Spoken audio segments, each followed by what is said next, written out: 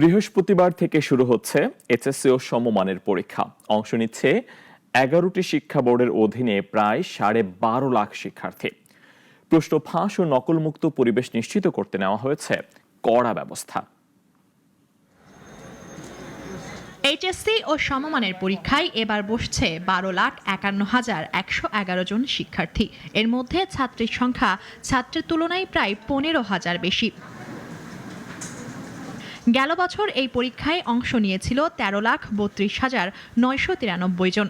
তুলনায় এবার পরীক্ষার্থী কমেছে প্রায় 82,000। পরীক্ষা অনুষ্ঠিত হবে 9,314টি শিক্ষা প্রতিষ্ঠানে।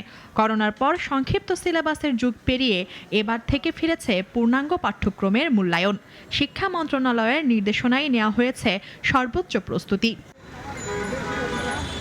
গুজব আর প্রশ্ন ফাঁস রোধে আগামী 15 আগস্ট পর্যন্ত দেশের সব ধরনের কোচিং সেন্টার বন্ধ রাখার সিদ্ধান্ত নিয়েছে সরকার। সুষ্ঠু ও নকলমুক্ত পরিবেশ নিশ্চিতে কেন্দ্র সংশ্লিষ্টদের দেওয়া হয়েছে 33টি নির্দেশনা। মুনিয়া জুথি, নাগরিক, ঢাকা।